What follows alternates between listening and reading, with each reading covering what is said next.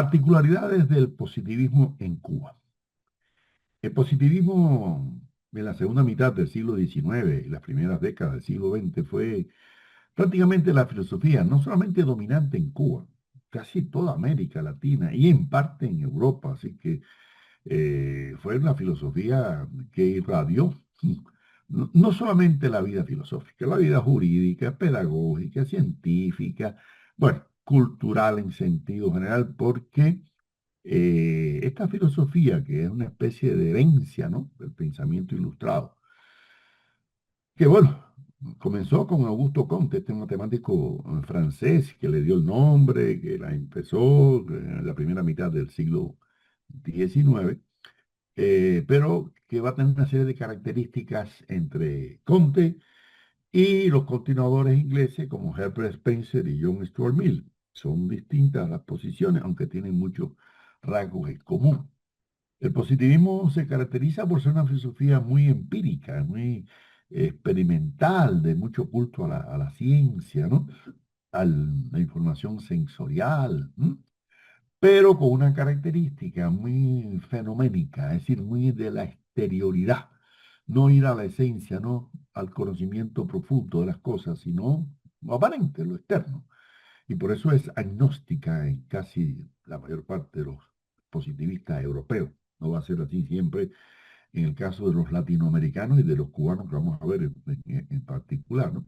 Entonces, en el plano epistemológico, esta filosofía, que además es una filosofía que tiene una serie de valores, porque primero reconoce que hay leyes en el mundo natural y en el mundo social. Bueno, por eso incluso pues, Comte es el que propone la creación de una física social, como le llamamos, una sociología, una ciencia para estudiar la sociedad, porque según él hay leyes también de la sociedad, no solamente de la naturaleza. Lo malo es que tratan de llevar esas leyes de la naturaleza a la sociedad, sobre todo en el caso de Spencer, más un biologicismo que lo tratan de llevar, ¿no? Entonces, claro, eso tiene que ver con descubrimientos importantes que se hacen en el siglo XIX. Se descubre la célula, por ejemplo, Schwann, y la célula y la estructura de una célula, ¿no? La relación entre el órgano y la función. También el auge del evolucionismo de Charles Darwin. Ese evolucionismo va a impregnar toda la filosofía positivista, ¿no? De que todo evoluciona, todo cambia, pero también, cuidado, sin cambios trascendentales, cambios radicales, no, cambios graduales. O sea, en eso se separan de la dialéctica hegeliana y marxista, por supuesto, ¿no? Si no, todo es gradual, todo es cambio, pero siempre dentro del orden, como decía Comte, ¿no? Progreso, sí, pero dentro del orden. Porque el progreso es también una característica importante de esta filosofía, ¿no? Culto al progreso, a la industria, al desarrollo de la sociedad civil, a la sociedad laica, cuidado, importante también, para superar aquella sociedad colonial, religiosa, aunque en el caso de Comte cae prácticamente una nueva religión, la religión de la humanidad, pero en realidad es una filosofía laica, no es una filosofía religiosa, y es una filosofía generalmente anticlerical, esa es otra característica, ¿no? Pero bueno, esas son características generales que tiene el positivismo en Europa, en Estados Unidos. Además, el positivismo va a evolucionar después, a finales del XIX. Ya van a aparecer otras corrientes como el empiriocriticismo en Austria, el pragmatismo norteamericano, con Charles Sanders Peirce, con William James, con John Dewey, que tienen una influencia grande, ¿no?, en la pedagogía.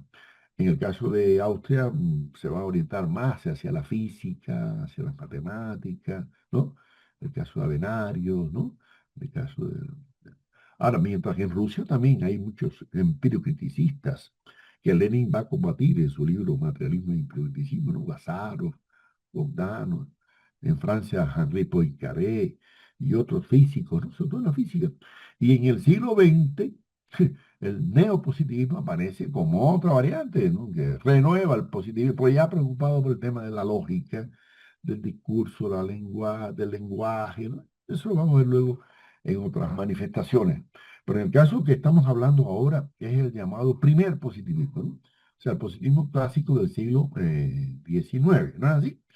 Que tiene una serie de esas características que ya les he señalado, pero que incluso Marx y Engels conocieron y lo combatieron.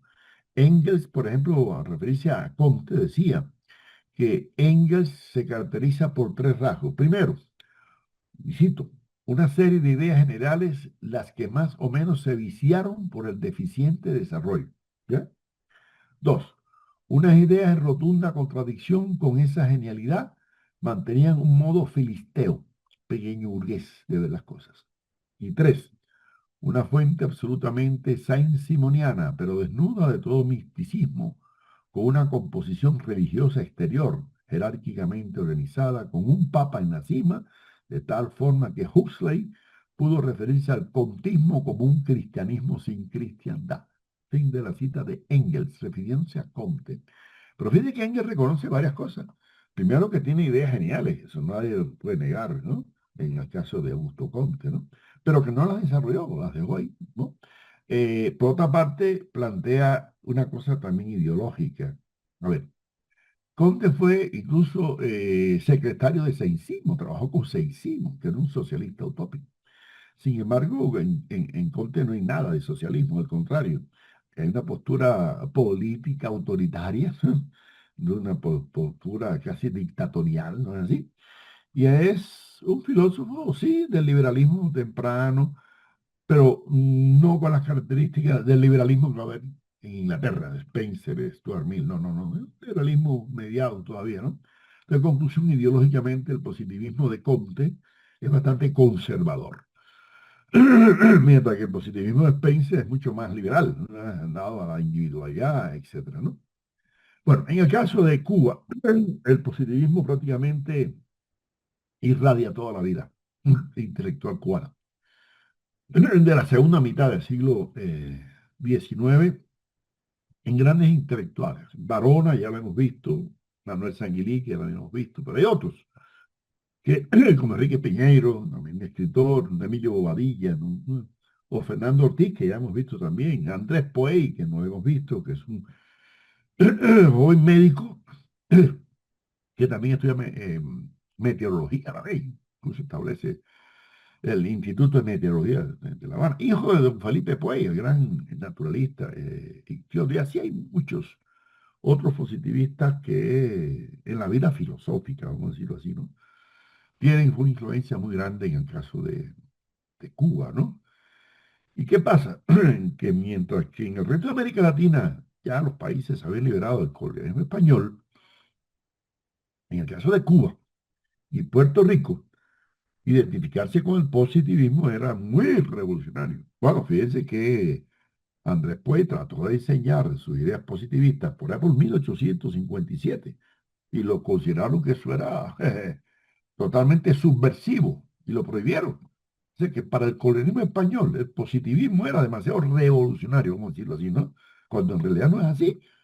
Y en el caso de Puerto Rico igual, por ejemplo, Eugenio María de Hostos, que también coqueteó con el positivismo, su idea era considerada, bueno, había que perseguirlo, porque ¿qué pasa? Como claro, el positivismo, la filosofía de corte democrático, lógicamente se oponía, ¿no?, al colonialismo español. Y esa es la razón por la cual, una de las razones, no todas, hay muchas, por las cuales el positivismo se hizo más progresista, ¿m? En América Latina y en Cuba en particular, que en Europa.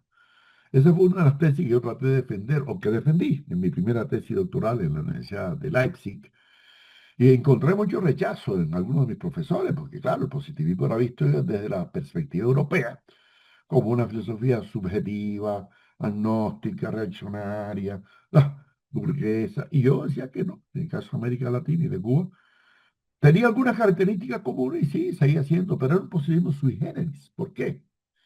Por unas razones muy elementales. Acá, oponerse a la religión, por ejemplo, en la enseñanza, ya eso era esto muy avanzado. Era la enseñanza laica, ¿no? Así. Plantear el tema de la democracia burguesa en países coloniales como Cuba y Puerto Rico, demasiado revolucionario, así decirlo. El culto a la ciencia, al progreso, ¿no? Pero además, una característica importante, Conte había planteado que con el desarrollo de la ciencia, la filosofía iba a desaparecer. Y todo iba a ser reducido a las ciencias naturales. Bueno, pues los positivistas cubanos no aceptaron ni Varona ni Sanguini, ninguno. Vieron que no, al contrario, que la filosofía iba a seguir existiendo Y es más, hay unas teorías que planteaban como que en América Latina hubo una especie de positivismo vernáculo. Eso lo planteó Alejandro Korn allá en Argentina, ¿no? Refiriéndose a Alberti, a Sarmiento, etcétera, ¿no? O en el caso, por ejemplo, acá en Colombia, de Rafael Núñez, que no conocía la obra de Comte y tenía ideas más o menos positivistas. O Sanguilí, que llegó a decir que José Luis Caballero era un positivista también, sin haber también tenido relaciones con Comte. Pero más allá de que no es cierto que haya habido tal positivismo vernáculo, autóctono, ¿no? Lo que sí es cierto, ¿m? Es que había muchos puntos de confluencia, ¿no? Con las ideas experimentales de culto a la ciencia, de cultura laica, de pensamiento democrático, ¿no es así? Todos esos factores sí coincidían en este caso, ¿no? Ahora, fíjense que el positivismo en Cuba comienza a aparecer a través de Enrique Piñeiro, que era un historiador, más bien, ¿no? No era un filósofo, un historiador, seguidor de Hippolyte Taine, que también era otro historiador francés, ya por ahí 1864, o sea, mediados del siglo XIX, que además es una época importante porque es la época en que ya en Cuba se está preparando la guerra de independencia, la primera, ¿no? La guerra que empieza en 1868. Y por eso el positivismo va a ir creando condiciones, ¿no? Favorables, ¿no? Para ir rompiendo con la cultura colonial española, ¿no? Que es todavía muy beata, muy religiosa, muy dogmática, ¿no? Y cuando viene después de una guerra de 10 años que termina en 1878 y se abre un periodo de tregua fecunda, como le llamó José Martí, porque prepara la otra guerra que es paz definitiva en 1895. Se abre una serie de libertades y ahí es cuando pues, aparecen las conferencias filosóficas de Barona que hemos visto, la vida de Manuel Sanguiní con las revistas Hoja Literaria, aparecen revistas como la revista de Cuba, ¿no? En fin, varias revistas. Y también algunos historiadores, filósofos, literatos como Emilio Bobadilla, ¿sí? Piñero, pues tienen un auge en la época de esa, ¿no? Y además, otra cosa importante, en esa época hay intentos de restablecerse el krausismo, que ya dijimos que es una filosofía ecléctica, que ya había tenido un golpe con José Luis Caballero en la polémica del eclecticismo, allá por 1839, y no entra el krausismo porque no solamente Barón lo combate, por ser una filosofía espiritualista, idealista, ¿no? Sino muchos otros, ¿no? También en esa época, también Rafael Montoro intenta divulgar el hegelianismo. No, no cuadró, no cuadró. Y bueno, José del Perón, que aunque lo hizo más o menos más en España que en Cuba, también la filosofía de Kant, por ninguna. Y cualquier intento de establecer la escolástica estuvo aplastado. Después que Varela y Luz habían golpeado, incluso José Agustín Caballero, la escolástica esa en Cuba no se puede restablecer. Pero hay una característica y es que ese positivismo, que además está evolucionando de distintas formas, porque por ejemplo en Italia el positivismo empezó a tomar fuerza por un biologicismo muy fuerte en la criminología de Lombroso, ¿no? Y de Ferri. ¿M?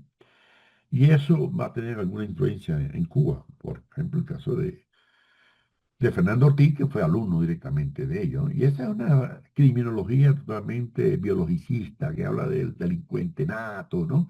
Ese tipo de biologicismo. Bueno, pues eso entra aquí en Cuba.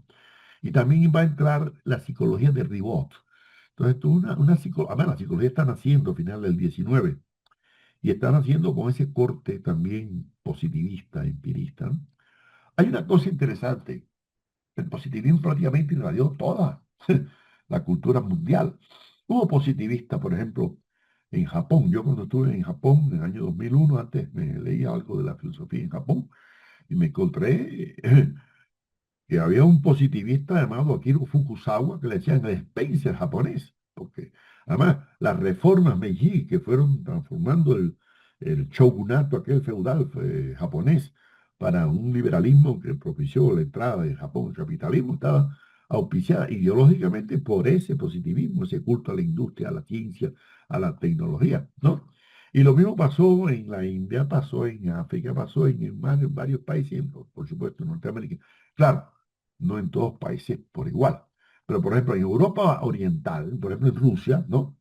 Igor Nansky, que es un estudioso del positivismo en Rusia, libros muy buenos sobre el positivismo, declara como en medio del zarismo, imagínense ustedes, las ideas positivistas, claro que eran revolucionarias, ¿no? Y así hubo en Europa Oriental, en Polonia, en Hungría, por ejemplo. Yo conocí a Adam Anderle, un húngaro, que hizo un estudio muy bueno del positivismo en Hungría. Incluso me planteó hacer un análisis comparativo, porque el positivismo en Hungría, y en Polonia y en Rumanía, en los países de Europa Oriental, era muy similar la postura a la que tuvieron los positivistas latinoamericanos. Intentamos hacer aquella comparación, no llegamos realmente a desarrollar, ¿no?, esa investigación. La idea que yo le voy a presentar en este video de particulares del positivismo en Cuba es el producto de otros estudios que hicimos, no solamente de Varona, sino de otros estudios y artículos que publicamos en la revista Isla en los años 78, 79, 80, sobre el positivismo de Emilio Bobadilla, que lo hicimos con Omar Giorgi, un entonces estudiante mío, en la Universidad Central Marta Abreu de las Villas, después hoy en día es un prestigioso intelectual cubano. Otros artículos que escribí sobre Andrés Poey, ¿no? O sobre Enrique Piñeiro, sobre, bueno, Barona, Ortiz, o sea, que este video trata de resumir un poco, ¿no?, la significación del positivismo en el caso de Cuba, de la segunda mitad del siglo XIX y las dos o tres primeras décadas del siglo XX, que todavía el positivismo en Cuba fue bastante fuerte. Hay que analizar que esas ideas positivistas en el caso de Cuba eran muy avanzadas, expresaban el interés de una burguesía naciente, una burguesía nacional, ¿no?, que quería desarrollar un capitalismo al estilo premonopolista, al que había habido en Inglaterra ante la aparición del imperialismo, o sea, de los monopolios, de los cárteles, los trusts. Y esa es la razón por la cual estos positivistas nuestros pensaban que el capitalismo en su etapa premonopolista, repito, ¿no?, de la libre competencia, de la libertad, bueno, fíjense que también se van a encontrar allá en Inglaterra filósofos como Bertrand Russell, que son liberales también de esa época en el sentido de críticos del imperialismo, de los monopolios, y por eso muchos de estos positivistas nuestros, como Barona, como Sanguilí, terminan en posturas antiimperialistas, se enfrentan a Estados Unidos porque imponen los monopolios y aplastan toda la industria nacional, ¿no?, de nuestros países. Pero hay que tomar en cuenta otro factor, que lo mismo en Cuba que en el resto de Europa, estas ideas positivistas que son, además, por un lado son empiristas de culto a la experiencia, pero por otro lado son medio racionalistas también. Siguen la herencia cartesiana, ¿no?, del papel de la razón, ¿no?, sobre la fe. La fe la dejan otros, no es que sean ateos, no son ateos. Algunos sí son ateos, pero la mayoría son solamente anticlericales, ¿no? ¿Sí? Ah, sí se pronuncian en relación a la religión, eso es real, es real. Pero lo importante es que en esa época, de final del 19, principio del 20, en Europa está surgiendo el voluntarismo de Schopenhauer, el existencialismo de Kierkegaard, el nihilismo de Nietzsche, la filosofía vitalista de Henri Bergson, o sea, y por otro lado, el neotomismo está renaciendo otra vez, la neoescolástica, ¿no? Desde el Papa León XIII, cuando en aquella encíclica Eterni Patris, ¿no?, de 1889, planteó que había que recuperar, ¿no?, la filosofía de Santo Tomás de Aquino. ¿Qué quiere esto decir? Que a finales del 19, principio del 20, está tomando fuerza el fideísmo, o sea, filosofía de corte religioso, de fe, de fideísmo, ¿no?, el irracionalismo, ¿no?, el voluntarismo, el pragmatismo, o sea, que están surgiendo una serie de filosofías que luego van a dar lugar a la hermenéutica, ¿no?, al existencialismo, porque hay una cosa. El positivismo se caracteriza por ser una filosofía que le da mucha importancia ¿a qué? A lo que se puede observar, a lo que se puede medir, pero no tanto lo que se puede valorar. No. Ellos el tema de la valoración, o sea, el componente axiológico, no les es muy afín al positivismo, y mucho menos lo que se puede interpretar, ese aspecto hermenéutico, ellos no. Si el positivismo y la hermenéutica y la axiología son un poquito distantes, a veces a aceite y vinagre, ¿no? Esa es la realidad. Ahora, por eso yo digo que en Cuba, en una época todavía colonial, a final del 19, que tomara auge ese positivismo, fue muy progresista. Esa fue la tesis que sustentamos, ¿no? En nuestra primera tesis doctoral en Leipzig, ¿no? Y pues desarrollamos el libro sobre Barona y en otro libro sobre el positivismo en América Latina. Ahora, claro que Barona es la figura descollante, ¿no? Mamá, pero es que los otros que lo apoyan, estos otros intelectuales, son los que van preparando un camino que además no es tan comtiano, es más spenceriano. ¿Mm? No olviden que Martí en esa época, además, Martí conoció el positivismo, no lo compartió, coqueteó un poco en algunas cosas, pero no lo compartió, lo criticó. Pero Martí decía que esa América nuestra, que va de un brazo de Bolívar y del otro de Herbert Spencer. ¿Qué quiere decir? Martí reconocía que Spencer era, además, Martí vivió en México como profesor de filosofía en Guatemala, vivió en Venezuela, en la República Dominicana, en Cuba. Él sabía que el positivismo era una filosofía dominante, ¿no? Y sobre todo spenceriana. ¿Por qué? Repito, porque mientras que Comte era más dogmático y más conservador, ¿no? Spencer es más liberal, es más evolucionista, es más laico, más, ¿no? Utilitarista, etcétera. Se atemperaba mejor, vamos a decirlo así, con la vida republicana que en el caso de Comte. Esa es la razón por la cual, por ejemplo, Andrés Poy, que es un joven médico, hay una cosa interesante. Andrés Poy era discípulo de Comte directamente, pero no cualquier discípulo. Un discípulo que Comte le confió incluso manuscritos inéditos. No, y eso le creó cierto recelo con los discípulos franceses, con Lafitte, con Diderot. ¿Cómo le va a dar un cubano, ¿no? El gran filósofo francés, Comte, sus manuscritos y el legado, ¿no? Para que usted vea, Comte parece que confió un poco más en aquel cubano, que además era estudiante de medicina, fíjense, y de meteorología a la vez y que después en Cuba jugó un papel importante en las ciencias naturales, porque además fue un hombre muy defensor, igual que su padre, ¿no? De la biología, de la física, de la química, de la biología, de la meteorología, ¿no? Hizo una clasificación incluso de las nubes, ¿no? Del Caribe, ¿no? Entonces, ¿qué pasa? Comte no tenía tanta influencia en América Latina por ese todavía rasgo un poco, bueno, excepto Brasil, vamos a decirlo, porque además, como usted tuvo estudiantes de Brasil, que eran militares de la Escuela Militar de Recife, y fíjense que son los que crearon la República Brasileña con esa bandera que es orden y el progreso, ¿sí? Progreso pero dentro del orden, todavía, ¿no? Autoritarismo, ¿no? Hay que decir que Spencer era más acogedor. Varona lo consideró una de las grandes autoridades del siglo, ¿no? pasado. Decía que era la síntesis contemporánea de la filosofía, ¿no? Enrique Piñeiro decía que Spencer junto a Darwin había reconstruido filosóficamente todos los conocimientos de aquella generación, así que veneraba mucho a Spencer. Por eso la filosofía en Cuba y en América Latina en general va a ser más spenceriana que comtiana. Pero, cuidado, hay muchos aspectos que no van a coincidir tampoco ni con Spencer ni con Comte y desarrollan criterios. Por eso no podemos hablar de que sea una recepción pasiva del positivismo. No, yo creo que ellos se apropiaron de algunos elementos empiristas, sensualistas, racionalistas, cientificistas, evolucionistas, porque es otra cosa interesante.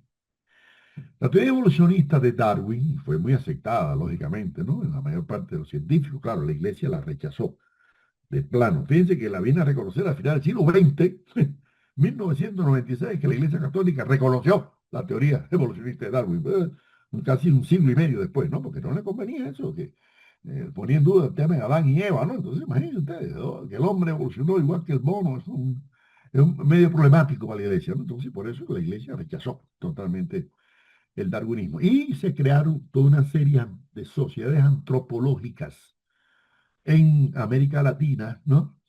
Que estudiaban el evolucionismo. En casi todos los países de América Latina hubo sociedades antropológicas, menos por acá. En Colombia la iglesia era muy fuerte en la época de la regeneración y no permitió esas sociedades antropológicas. Pero en Cuba la hubo, en Dominicana, en México, en Venezuela, en todas partes, ¿no?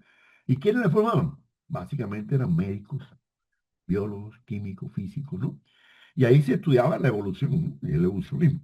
Pero también eso se llevó ¿a dónde? Al plano social, no solamente a lo de las ciencias naturales. Y ahí dio lugar al llamado darwinismo social. ¿Qué es eso? Bueno, es tratar de explicar las leyes de la sociedad por las leyes de la naturaleza. Spencer, que era un hombre, bueno, era un ingeniero mecánico en locomotora, no tenía nada que ver con la biología, pero muy estudioso de la biología, muy estudioso, ¿no?, de la sociología, incluso escribe libros de sociología, escribe libros sobre principios, ¿no? De, y era un filósofo en el verdadero sentido de la palabra que se nutrió de las ciencias naturales de su tiempo, de la biología, de la física, y elaboró toda una teoría filosófica. Y elaboró una teoría filosófica que él llamaba transformación del homogéneo indefinido en lo heterogéneo indefinido, ¿no? Según él, lo mismo en la sociedad que en la naturaleza, los organismos más simples se van haciendo cada vez más complejos y se van diferenciando, ¿no? Y se van haciendo más especializados. Bueno, eso se trasladó al mundo también social. Y por ejemplo, mientras que Darwin planteaba la lucha por la existencia en los animales, que el león vence al ciervo porque es más fuerte, que eso se traslada a la lucha de clases, ¿eh? Y que entonces el empresario capitalista es más fuerte y tiene que devorar al obrero, imagínese usted. Y además, no olviden que en Cuba en esa época hay esclavitud todavía, hasta 1886. Entonces, el hecho de que nuestros positivistas primero criticaran la esclavitud, y fuera una cosa muy avanzada para aquel momento, ¿no? Claro, ya desde el principio del siglo XIX, Ramírez Varela, José Agustín Caballero, o sea, los primeros filósofos cubanos, Luis Caballero, habían criticado, ¿no?, la esclavitud, pero bueno, la burguesía cubana no quería desprenderse todavía del negro esclavo, ¿no? Entonces, ¿qué pasa? Junto con eso hay ciertas posturas racistas. Y muchos de nuestros positivistas inicialmente tienen posturas racistas también, de considerar que la raza negra es inferior, que la raza indígena es inferior. Incluso van a propiciar que haya migración blanca de Europa, que vengan ingleses, alemanes. ¿Para qué? Para que desarrollen la industria, el capitalismo, ¿no? Pero luego se dan cuenta que detrás de esas posturas, ¿no?, de carácter social darwinista, hay una postura realmente muy, no solamente racista, sino una postura que realmente atenta, ¿no?, contra todas las igualdades sociales. Manuel Sanguiní fue tal vez uno de los mejores críticos del darwinismo social, ¿no? Escuchen esta cita. Dice él: la teoría darwiniana, que considera las naciones capaces de desarrollarse como un organismo, y para ello necesitaban alimentarse al modo de los organismos reales de la sustancia de otros pueblos, incorporándoseles en una especie de fagocitosis. Y la doctrina derivada o paralela del expansionismo, entre comillas, no puede aprobarse ni justificarse, sino a condición de aceptar la tesis que se atribuye a Bismarck, y que por desgracia tan vieja como errónea y lamentable, de que la fuerza primera es el derecho, es la fuerza. El derecho, esto se parece a lo de hoy con Trump, ¿no? Parecido, ¿no? Y por consecuencia, la guerra y la conquista son divinas, según pensaba el reaccionario José de Metz y el mariscal Moltke, cuando suelen no ser sino el abuso de la fuerza y los instrumentos de la ambición feroz o de la calculadora codicia. Oigan, esas ideas de Sanguilí son de 1905. Pareciera que están escritas para ahora, cuando el imperialismo norteamericano quiere imponer por la fuerza, ¿no?, su concepto de la democracia. La democracia que ellos tienen, el que no vote por el caucus tal, no importa que gane las elecciones populares. El voto popular no existe para en Estados Unidos. Lo que existe es los dos partidos, y que se parecen muchísimo como pasa en otras partes del mundo, ¿no es así? Bueno, pues eso es lo que critican los darwinistas nuestros, ¿no?, que se dan cuenta de que el darwinismo es una forma de reduccionismo, ¿no?, epistemológico, como hemos criticado en nuestro libro este, ¿no?, ¿para qué sirve la epistemología? Y que ya hay varios videos anteriores, ¿no?, dedicados a este libro. Pero hay otra cosa más. Nuestros positivistas se dan cuenta, ¿m?, que, a ver, la ciencia es imprescindible para conocer la realidad. Pero una cosa es la ciencia fenoménica, que va solamente a la exterioridad, ¿no es así?, y no va a la profundidad. del conocimiento de las esencias. Bueno, pues algunos positivistas nuestros cayeron en algunos momentos en ese agnosticismo, ¿no? En cierta postura escéptica radical, pero afortunadamente se separaron de ellas. El propio Barrona cayó en eso y luego cambió en postura. O sea que los positivistas nuestros, como Piñero, Sanguilí, Bobadilla, el mismo Puey, que era un biólogo y médico, etcétera, van a caracterizarse por todo lo contrario al agnosticismo. O sea, por un optimismo epistemológico. ¿Qué es eso? Que se puede conocer la naturaleza de las cosas, que se puede conocer las leyes naturales, que se puede conocer la sociedad, ¿no es así? Y hay otra cosa. Mientras que el positivismo de Comte y Spencer en ese aspecto tenía, a ver, más nexos con el idealismo subjetivo, ¿no? Con el subjetivismo. Las posturas, incluso de Spencer, que son distintas a las de Comte, van a tener más elementos, yo diría, lo que en llamamos materialismo vergonzante. Es decir, reconocer que existe el mundo material, lo que no se puede conocer es una cosa, pero lo que existe, existe, ¿no? Y que nosotros tenemos que trabajar con él, y tenemos que llegar a conocer por lo menos la apariencia de las cosas, ¿no? Para Spencer existía un knowledge, llamaba lo desconocido que está detrás, ¿no? De no, knowledge, o lo conocido. Bueno, pues la mayor parte de nuestros positivistas, entre ellos, bueno, Barona, pues, Sanguilí, etcétera, no comparten totalmente ese escepticismo agnóstico, ¿no? ¿No? Y aunque en un momento aparece, por ejemplo, Sanguilí, un momento yo voy a decir que el hombre no puede descorrer nunca por completo el velo de las cosas, ¿no? Sin embargo, en otro momento llega a admitir que sí. Y que esa, por ejemplo, Enrique Piñero, que es un historiador, habla de que, dice él, dice que hay relaciones constantes de sucesión y semejanza. Porque es otra cosa. Los positivistas planteaban de que hay sucesión y semejanza en los fenómenos y lo más que se puede conocer no son las causas, sino los efectos, o sea, el resultado, ¿no? A través de la sucesión de la semejanza entre los fenómenos. Bueno, nuestros positivistas, como Enrique Piñero, van a aceptar en esa situación. Andrés Poey llega a decir que la naturaleza íntima, las causas últimas, eficientes o finales, nos son totalmente desconocidas. Bueno, como buen discípulo de Comte directo, va a decir eso, pero esa no es la postura de los restantes positivistas cubanos. La mayoría de ellos se caracterizan porque sí se puede llegar a conocer y sobre todo que se puede educar a la población y se puede llevar a que los sectores populares se alfabeticen y por eso son propugnadores de la enseñanza pública, de las escuelas y además llama la atención, muchos de ellos fueron profesores de universidad o también de colegios medios y tuvieron alumnos negros. Barona mismo decía, hay un artículo de eso así que se llama La Escuelita, ¿no? Donde él tuvo alumnos negros y dijo que nunca vio ninguna diferencia de inteligencia entre los estudiantes negros y los blancos, ¿no? Entonces eso desbarataba el racismo imperante, ¿no? En esa época y que va a mantenerse después en Cuba, ¿no?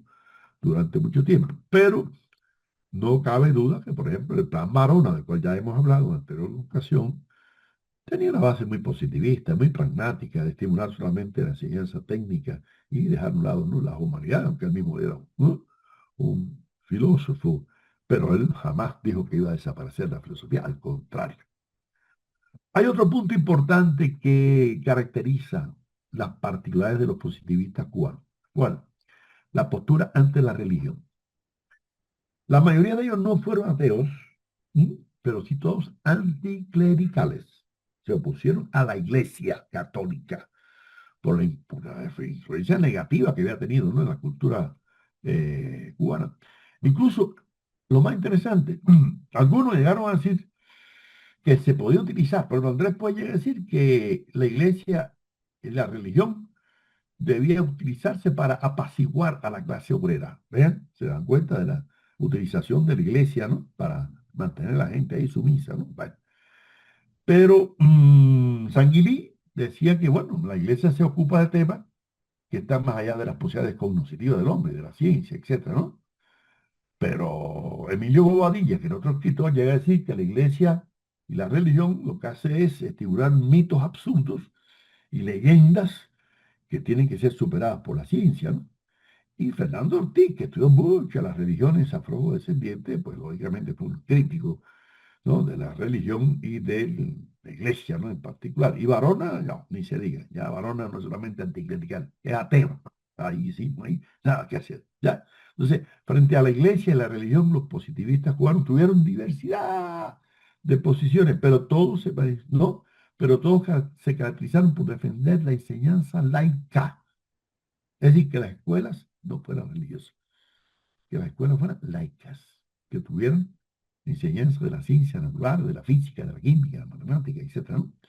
Y así, en general, los positivistas nuestros, yo creo que jugaron un papel progresista, ¿no? Y jugaron un papel importante y se emanciparan del racismo, muchos compartieron el racismo inicialmente, ¿no? ¿No? Por ejemplo, Enrique Piñero llegó primero a decir, hay razas humanas capaces de concepciones y de creaciones superiores y otras reducidas a ideas e invenciones rudimentarias.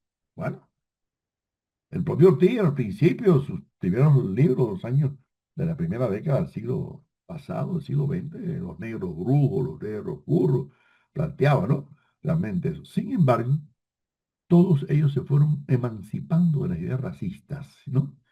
Y lo más importante, por la situación, claro, de la intervención norteamericana en la guerra de independencia que frustró la posibilidad de que los cubanos por sí mismos tomaran la independencia, dio lugar a que muchos de estos hombres que vivieron ya las primeras 2 y 3 décadas del siglo XX vieran lo que significaba el imperialismo norteamericano y su afán de apoderarse de la riqueza de Cuba. Y por esa razón la mayoría tuvo una postura anti-norteamericana, no, anti-imperialista, que es otra cosa, hay que diferenciar, ¿no? Eran admiradores de la cultura norteamericana, etcétera, pero no. Bueno, en conclusión, para ir cerrando este video,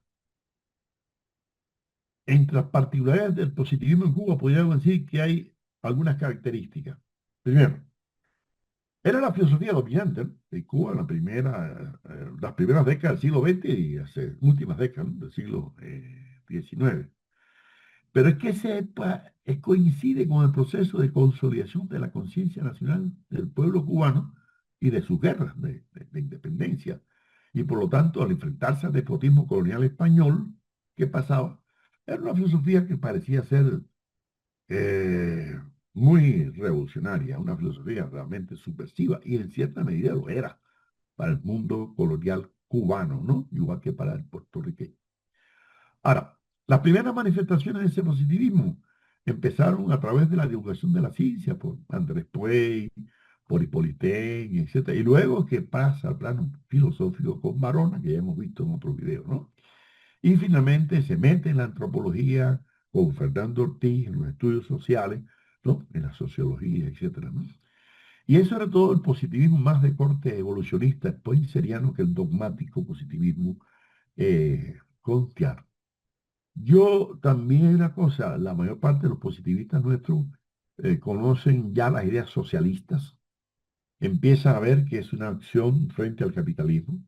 La mayoría de ellos no aceptan las posiciones socialistas, pero se dan cuenta de que el capitalismo, tal y como ellos lo conocen, no va a ser el futuro de la humanidad. Y por eso algunos llegan a decir, como varón, bueno, nada más alejado de mis ideales liberales que el socialismo, pero reconozco que a la larga se va a imponer, porque con este capitalismo realmente no se puede seguir para el futuro de la humanidad.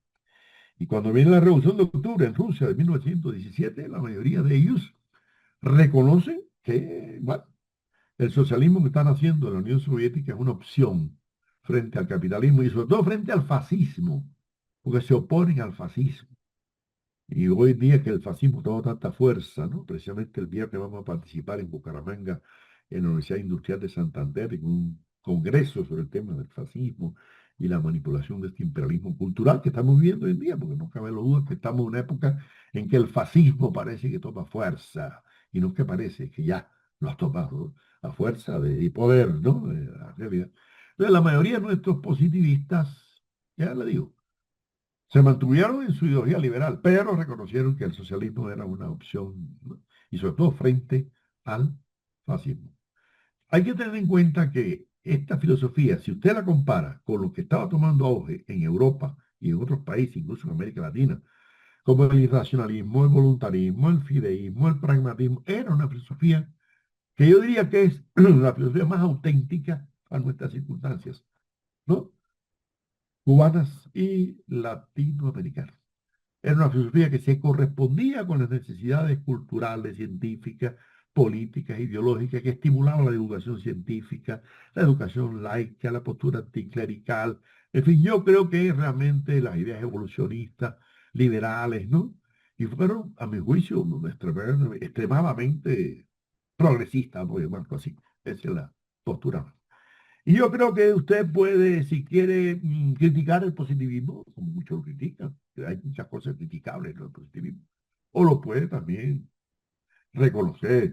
Ahora, lo que usted no puede es ignorar el positivismo. Ni lo puede ignorar en el caso de América Latina, ni lo puede ignorar hoy en día en las investigaciones científicas, porque por alguna razón se impuso casi un siglo en la cultura universal y en la metodología de la investigación científica. Alguna razón tiene para que el positivismo haya tenido tanta fuerza.